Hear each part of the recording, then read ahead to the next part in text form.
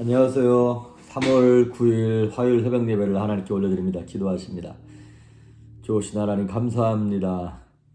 무력한 자들의 능력이 되시고 슬픈 자들의 기쁨이 되시며 죄인들의 구원이 되시는 하나님을 오늘도 바라보며 진토에서 우리를 드신 주님의 능력을 힘입기를 소망하오니 하나님 평강 있게 하시며 기쁨이 솟아나게 하시고 담대한 은혜를 허락하여 주시옵소서.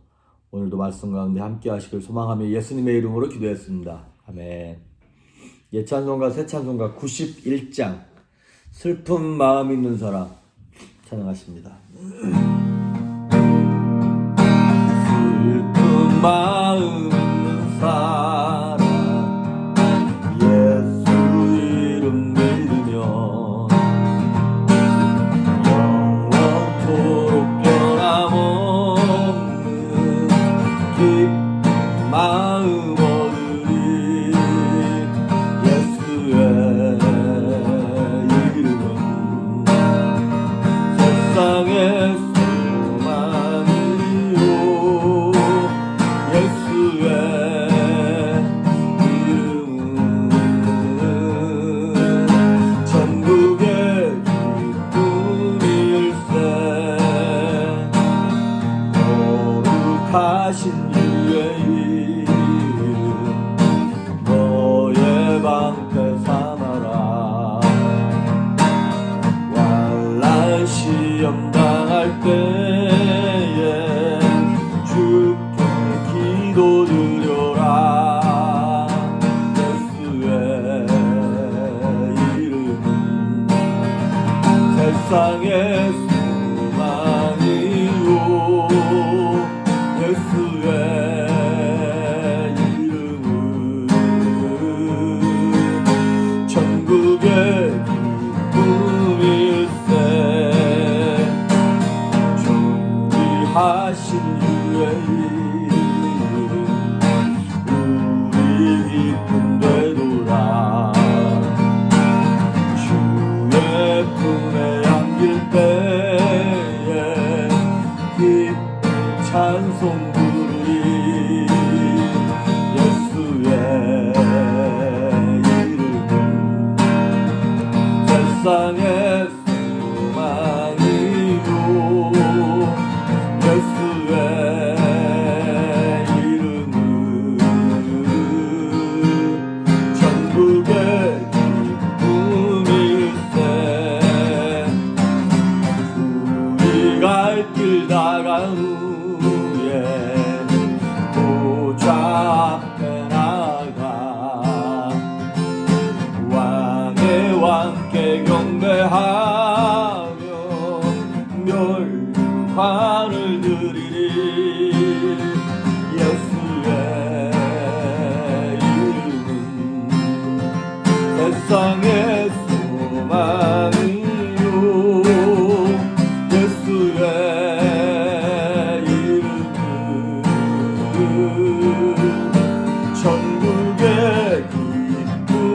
기쁨일세. 아멘. 오늘 우리에게 주시는 말씀은 마태복음 26장 31절에서 5절에 있는 말씀까지, 마태복음 26장 31절에서 35절에 있는 말씀까지 보십니다. 봉독해 올립니다. 그때 예수께서 제자들에게 이르시되 오늘 밤에 너희가 다 나를 버리리라. 기록된 바 내가 목자를 치리니 양의 떼가 흩어지리라 하였느니라. 그러나 내가 살아난 후에 너희보다 먼저 갈릴리로 가리라. 베드로가 대답하여 이르되 모두 주를 버릴지라도 나는 결코 버리지 않겠나이다. 예수께서 이르시되 내가 진실로 내게 이르노니 오늘 밤 다굴기 전에 내가 3번 나를 부인하리라. 베드로가 이르되 내가 주와 함께 죽을지언정 주를 부인하지 않겠나이다 하고 모든 제자도 그와 같이 말하니라. 아멘. 이제 예수님이 겟세마네 마지막 철야 기도 그걸 앞두시고 제자들에게 이제 마지막으로 말씀하시는 거예요. 너희가 모두 다 나를 부인할 거라고. 사실 요거보다 몇 시간 전에 6월절 마지막 만찬, 최후의 만찬을 하시면서 너희 중에 한 사람이 나를 팔리라 말씀하셨거든요. 그때 제자들이 납니까 주님? 납니까? 라고 물어봤었어요. 근데 예수님이 또 여기서 좀 말씀하시는 거예요. 그리고 6월절 만찬 때는 가룟 유다가 있었으니까 그렇게 뭐 말씀하셨는지도 모르겠는데, 이미 가룟 유다는 여기 지금 그 겟세마네 동산 올라가기 전 이 자리에 있을 때는 없었거든요. 이 제사장들에게 예수님을 이제 팔 그 계략을 실천하기 위해서 예수님을 이제 떠났던 시간이에요. 유다가 없는데도 불구하고 너희가 다 나를 버리리라 예수님 이렇게 말씀을 하셨어요. 그때 베드로가 주님, 우리가 주와 함께 죽을지언정 주를 부인하는 일은 없습니다. 내가 주님을 부인하면 내 손에 장을 지집니다. 뭐 이런 분위기인 거겠죠. 자, 그런데 베드로는 나중에 그 약속을 지키지 못합니다. 그러면 베드로가 고백한 게 거짓이었나? 진심이 아닌데 그냥 그렇게 뻥을 날린 건가? 아니에요. 베드로의 고백은 진심이었습니다. 정말로 주를 위해서 그 사람은 목숨을 버리려고 했던 사람이에요. 근데 문제는 뭐냐면 그거를 지켜낼 능력이 없다는데 우리에게 문제가 있는 것입니다. 몇 주 전에도 우리 젊은 커플 결혼식을 해서 주례를 했고, 또 이제 앞으로 몇 주 있으면 또 한 커플을 이제 주례를 합니다. 근데 그렇게 결혼식을 할 때 뭐 죽을 때까지 뭐 이 남자 이 여자를 사랑하겠냐 그랬을 때 그 커플들이 아주 자신 있게 확신에 차서 대답합니다. 사랑하겠다고. 눈이 오나 비가 오나 뭐 이런 거 있잖아요. 그들의 대답은 진심입니다. 근데 문제는 뭐라고요? 주제 파악이 안 되는 거예요, 우리가. 성도도 마찬가지고 우리의 인생이 그런 거예요. 자, 그럼 어떤 부분에서 주제 파악이 안 되는가? 첫째, 오늘 베드로를 보면 자신 있게 대답하긴 했지만 자기 자신의 죄성, 부패성을 모르고 있었어요. 영적 주제 파악이 안 된다는 얘기입니다. 로마서 7장에 보면 사도 바울이 이런 고백을 합니다. 내가 한 법을 깨달았다. 선을 행하기 원하는 내 안에 악이 있다는 거예요. 그러니까 그걸 몰랐던 거지. 그전에는 내가 그냥 마음만 먹으면, 내가 착한 마음을 먹으면 착한 사람이 되는 줄 알았어요. 그런데 이 땅을 살아가면서 마귀의 공격과 내 안에 숨겨져 있는 육체의 욕심과 이런 것들이 스물스물 겨울 나와서 어느 순간인가 내 진심과는 거리가 먼 행동이 어쩔 수 없이 나오는 거예요. 예레미야 선지자도 예레미야 17장에 보니까 만물보다 거짓되고 심히 부패한 것이 인간의 마음이다라고 이렇게 고백을 합니다. 우리도 내가 날 어찌하지 못할 때가 참 많죠. 그러고 싶지 않았어. 그런 행동하고 싶지 않았고 그런 말 하고 싶지 않았는데 어느 순간인가 내가 그렇게 비겁한 행동을 하고 있고 정말 쪼잔한 말을 하고 있단 말이죠. 그랬기 때문에 누가복음 22장에 보면 예수님이 그런 말씀을 하세요. 내가 너희 믿음이 떨어지지 않기를 기도한다. 너희가 아무리 우리가 주님을 죽기까지 따라가겠습니다 이렇게 말하지만 예수님은 인간의 부패성과 죄성을 보고 있었기 때문에 내가 너희들 위해서 기도하고 있다. 너네 다 넘어지게 돼 있어. 이렇게 말씀하셨다는 것이죠. 하나님께서 그럼 우리를 안 도와주셔서 우리가 이렇게 된 거냐? 아닙니다. 하나님이 그나마 도와주셨기 때문에 지금 이만큼이라도 우리가 하고 있다는 것이죠. 그래서 우리가 신앙생활을 할 때 절대 하지 말아야 될 것 중에 하나가 있습니다. 무엇이냐면 장담하는 것입니다. 장담하는 거. 우리가 우리 머리털 하나 희고 검게 할 수 없습니다. 우리는 심지어 예수 믿는 것조차 내 능력으로 믿은 것 같고 내가 한 것 같지만 하나님의 은혜였습니다. 그러니까 우리가 취해야 할 행동은 딱 하나밖에 없어요.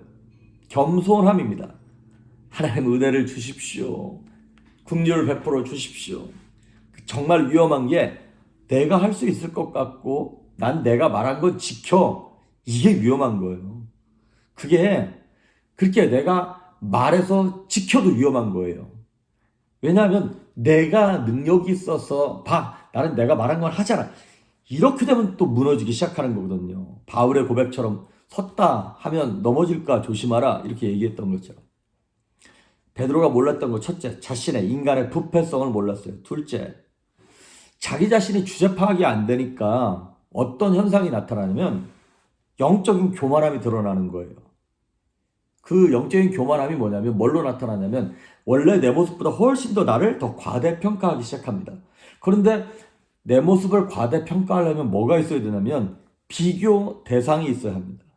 자, 이제 정말 더 큰 범죄로 들어가기 시작하는데 베드로가 예수님의 너희가 나를 버릴 거야 다 이렇게 얘기했을 때 베드로가 주님 나는 주님 버리지 않을 겁니다 이렇게만 고백해서도 나중에 좀 덜 창피했을 거예요. 그런데 33절에 보면 베드로가 이렇게 얘기했어요. 모두 주를 버릴지라도 나는 결코 버리지 않겠나이다. 여기 있는 나머지 10 제자들 이 찌질이들 이것들이 다 주님을 부인할 수 있습니다. 얘네들은. 하지만 나는 결코 절대로 결단코 뭐 never say never 뭐 이런 말 있잖아요. 절대란 말을 절대 쓰지 말아라 뭐 이런 것처럼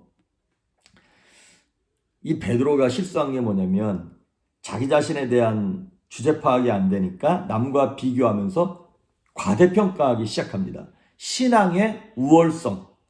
이 인간들은 다 주를 버려도 나는 아닙니다. 누구의 모습입니까? 바리새인의 모습입니다. 바리새인을 그렇게 혐오했는데 똑같이 가고 있는 거예요.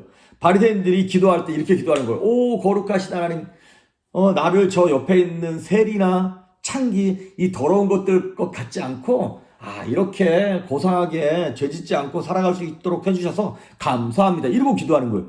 이게 무슨 기도인가요? 이거는 하나님 앞에 나를 드러내는 행위인 것이죠. 내가 주와 함께 죽을지언정 주를 부인하지 않겠나이다. 35절. 예수님이 베드로한테 네가 날 3번 부인할 거야 다 굴기 전에 그랬는데 그럼 그 정도 예수님이 강력하게 말씀해 주셨으면 주님 정말입니까? 그럼 나 어떻게 하죠? 이 정도 돼야 되는 거 아닙니까? 그런데 35절에 내가 주님과 함께 죽을지언정 주를 부인하지는 않을 겁니다. 자신의 믿음의 분량을 깨닫지 못하니까 감정에 휩싸여서 말을 남발하고 있는 것이죠. 여기서 베드로의 이 열심 가만히 보시면 여러분 인간의 열심은요 그 엘리야처럼 하나님 내가 열심의 특심입니다. 그런데 이스라엘에 나밖에 안 남았습니다. 모두 다 바알에게 넘어갔고 나만 남았습니다. 이렇게 막 엘리야가 하나님께 따지는 장면이 나와요. 그때 하나님이 엘리야한테 이렇게 얘기했어요. 야 건방을 떨어라 건방을. 바알에게 무릎 꿇지 않은 사람 7,000명 내가 이스라엘에 남겨놨어. 너 혼자 아니야. 주접을 싸라 주접을 싸. 물론 성경에 그렇게 나오진 않았습니다만은 우리한테 지금 그 말씀 하시는 거예요. 여러분 저와 여러분의 열심이 특심일수록 우리가 십자가의 원수가 되는 거 아세요? 하나님이 제일 싫어하시는 거. 하나님은 우리의 종교적인 열심을 파괴하시고 종교적 결과를 무너뜨리는 방식으로 하나님의 일을 하세요. 그러니까 참 두려운 거예요. 내가 뭐 좀 했다고 뭐 좀 됐다고 나를 드러내는 순간 십자가의 원수가 되는 것이죠. 그리고 오늘 예수님께서 야 너희가 다 나를 버릴 거야. 거기 31절에 기억 그래놓고 주애를 달아놓기를 스가랴 13장 10절 달았어요. 이건 스가랴 선지자가 몇백 년 전에 예언한 거예요. 그 예언되기를 내가 목자를 치리니 양떼가 흩어질 거라 그랬어. 예수님이 구약의 말씀, 예언의 말씀을 가져다가 예수님이 선포하셨어요. 그리고 네가 다 굴기 전에 나를 3번 부인할 거야 라고 예수님이 거의 2번씩이나 베드로에게 명확하게 말씀을 하셨어요. 그러면 베드로가 아무리 자기에게 확신이 있다 할지라도 예수님이 그렇게 강력하게 말씀하시면 주님 내 마음은 정말 그런 게 아닐 텐데 내가 넘어지지 않도록 나를 붙잡아 주세요. 나는 죄인입니다. 도와주십시오. 이렇게 말했어야 되는 거예요. 그런데 베드로는 예수님의 말씀보다 자기 자신을 더 믿었어요. 나를 믿는 순간 우린 이미 넘어진 것입니다. 그래서 35절에 베드로만 도망간 게 아니라 나중에 다른 모든 제자들도 함께 도망가게 되는 것입니다. 그리고 베드로는 예수님을 부인하는데 한 번만 부인하는 게 아니라 3번씩이나 부인합니다. 차라리 오늘 이 대화가 없었으면 좀 덜 창피할 텐데 이렇게 장담을 해놓고 세 번씩이나 부인하고, 그리고 이 사건이요, 베드로가 부인하는 이 사건이 마태, 마가, 누가, 요한 사복음서에 다 나오는 거 아세요? 천국에 가면 물론 베드로 사도가 워낙에 열심히 하긴 했겠지만 이 얘기만 나오면 진짜 숨고 싶을 거예요. 여러분, 이렇게 베드로도 제자들도 다 주님을 부인했지만 예수님께서 이 연약함을 다 알고 계셨어요. 그래서 요한복음 13장 1절에 보니까 예수님은 제자들의 배신을 아시는데도 끝까지 그들을 사랑하셨다고 말씀을 하십니다. 그러면서 요한복음 17장 12절에 너희들 중에 어느 누구도 멸망하지 않는다는 거예요. 그러니까 그 오직 멸망의 자식뿐, 가룟유다 걔만 그런 거지 어느 누구도 멸망하지 않을 거다라고 성경을 응하게 하신다는 말씀이 나와요. 그렇습니다. 다 주님의 은혜일 뿐입니다. 내 능력은 없는 것이에요. 그래서 사도 베드로가 이런 이 사건, 이 부끄럽고 창피한 사건 때문에 그 이후에 그의 행보를 보면 복음서에 나와 있던 그의 막 덤벙대고 실수하고 막 교만하고 이런 것들이 나타나지 않아요. 물론 사도행전에서 이방인들과 이렇게 식사하다가 막 도망가는 그 한 장면 빼놓고는 사도 바울은 죽는 순간까지 정말 예수님의 수제자로서 최고의 사역을 펼치다가 다시는 넘어지지 아니하고 가게 되는 것을 보게 됩니다. 그렇습니다. 잠언 24장 16절에 보면 의인은 7번 넘어지더라도 다시 일어나는 게 의인이라고 얘기했습니다. 저와 여러분도 어쩌면 사도 바울처럼 때로 예수님께 실망을 안겨드리고 내 열심을 내고 호언장담을 하고 주제 파악이 안 돼서 건방을 떨고 교만하고 내가 다 할 수 있는 것처럼 자식 교육만큼은 내가 이만큼 얼마나 내가 쏟아붓는지를 알아? 당신 자식 그게 뭐야? 라고 얘기한 그 순간 내 자식 망가지기 시작하고 돈 버는 것도 마찬가지고 건강도 자신하는 순간 건강 잃어버리고 참 우리 인생이 그렇게 연약해요. 우리는 어느 누구도 장담하지 말고 그저 이렇게 얘기하는 거예요. 주님의 은혜일 뿐입니다. 주님 나를 도와주십시오. 나를 불쌍히 여겨주십시오. 긍휼을 베풀어 주십시오.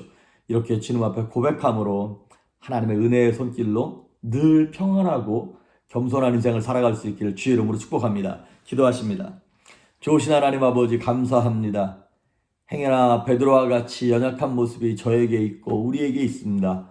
주님 교만하지 아니하게 하시고 장담하지 아니하게 하시며 매 순간 주님이 하셨다고 고백할 수 있는 겸손한 그 마음 그 심령을 허락하여 주옵소서. 감사드리옵고 예수님의 이름으로 기도했습니다. 아멘.